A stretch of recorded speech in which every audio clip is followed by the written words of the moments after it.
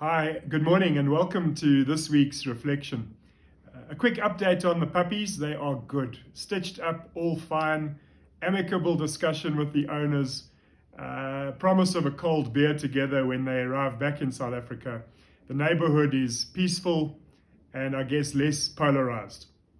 It speaks to connection and influence, maybe the subject of another reflection. How we can influence through really connecting with people, more so than we can when we don't. I wanted to speak about something else though today. It was a question that I was floored with, or floored by during a webinar last week. There is an aliveness to the liveness of a webinar. Participants start to flood in. There are tech checks that are done. The currency of silence is the precursor to the success of a webinar. The family is threatened with a slow death if there's anything on Netflix that's too loud, or Fortnite, or if the dogs go mad. Even the doorbell is muted. Not that we're expecting anybody on a weeknight in winter in Johannesburg. The countdown starts, the clock ticks down, and my eyes focus on this 3mm lens on my laptop. I think of what is the world of possibility out there, who's joining in. I try to imagine each delegate as they fly in from their cyberspace places without visas and visit the domain of my desktop. It's an extraordinary feeling. And then we start.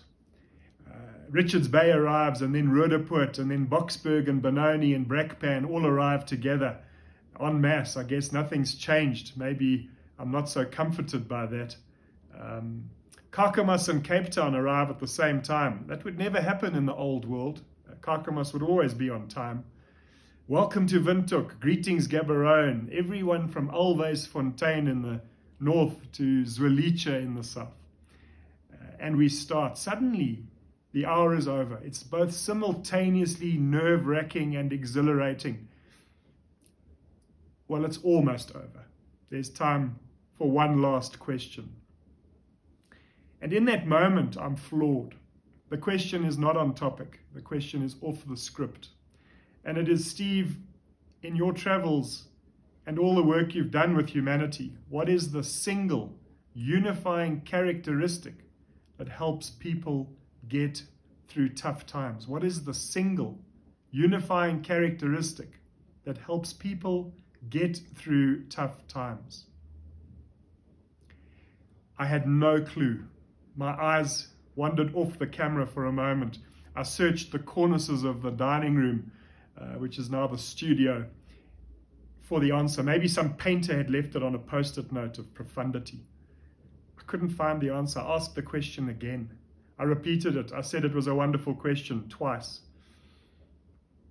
I waited in silence while the secretary of my left brain tried to find the file of the correct answer. What is the one single unifying characteristic which helps people get through tough times? In that moment, I must have visited thousands of pages of my journals.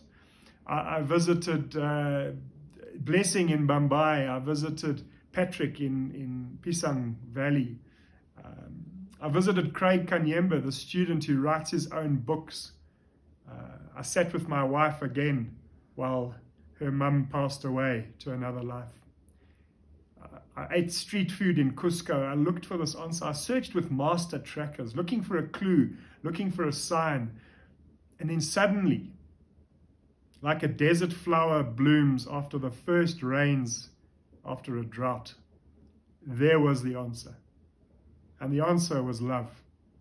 It seems as though it is love which gets people through tough times. The love of a parent, the love of a partner, the love of their path in life, their love of purpose. No one stands on a street corner selling newspapers in the rain with a smile on their face unless they have love for the two children they are educating. No one knocks on your door to sell their books unless they have a love for their own education and development. No one teaches chess in a tin shack unless they have love for the hope of a better future. And no one is incarcerated for 27 years unless they have a deep love for the ideals of a free and fair South Africa, united in its humanity with equal opportunities. And so I thought that maybe that was the answer in the moment. What is it that we love? What is it that will get us out of bed in the morning during tough times and do it all over again? And so I hope this week you find something that you love that will get you out of bed during these tough times. Good luck with that, and we'll see you next week.